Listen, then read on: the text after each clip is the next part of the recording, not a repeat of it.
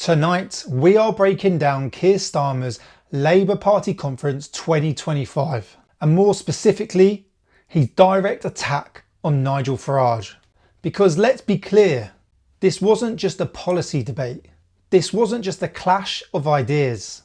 This was the Prime Minister of the United Kingdom singling out one person, throwing accusations of racism and division, and using language so aggressive it's now being accused of inciting violence.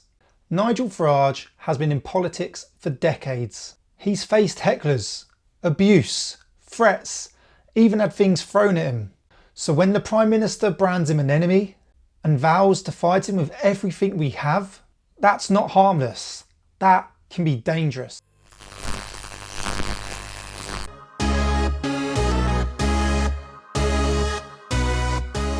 Let's tactically break this down. At conference, Starmer declared, if you incite racist, violence and hatred, that is not expressing concern, it's criminal. If you imply people cannot be British because of the colour of their skin, we will fight you with everything we have because you are an enemy of national renewal. Now let's be real, who was he talking about? He didn't say some people. He didn't say extremists. He pointed straight at Nigel Farage and Reform UK. This is the Prime Minister of our country taking one political rival and putting a bullseye on his back. Farage has always been blunt. He's talked about immigration. He's talked about British identity. But debate in a democracy means you argue against his policies. You don't brand him the enemy. What Starmer did here is play a dangerous game.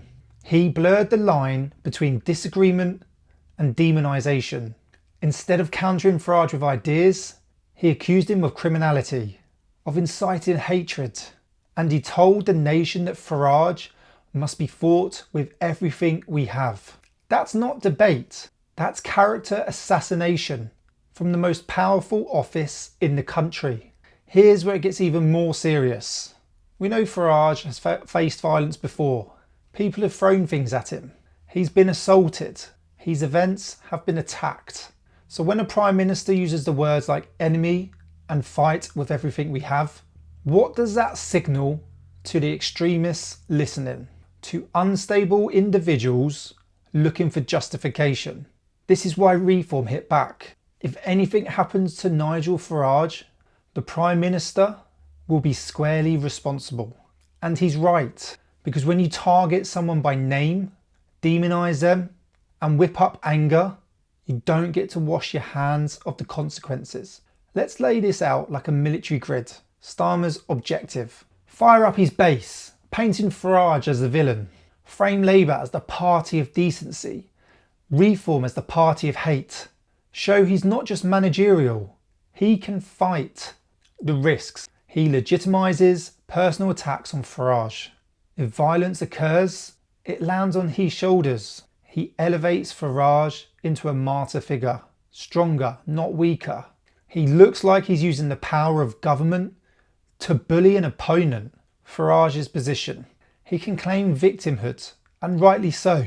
He can say, look, the establishment fears me so much, they are calling me an enemy of the state.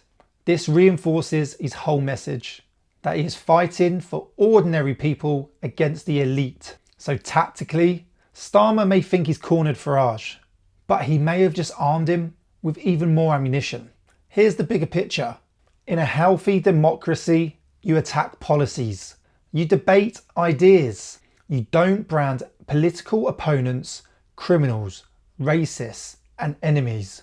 Because once you do that, you are not asking the public to argue with them, you are encouraging people to hate them.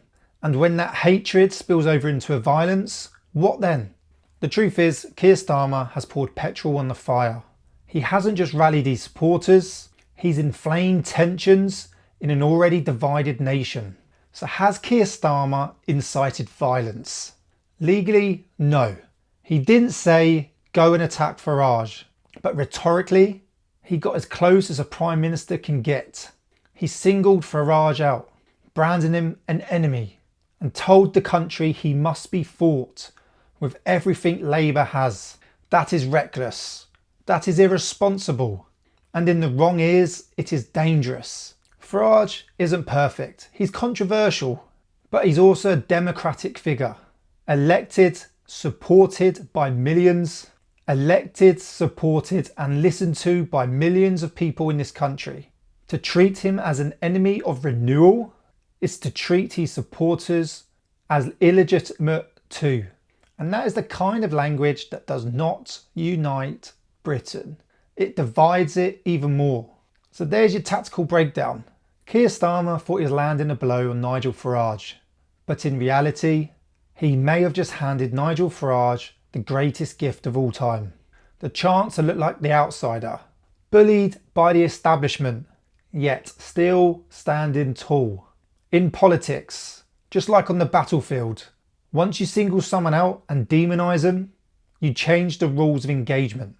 And sometimes you unleash consequences you can't control. Never be beaten.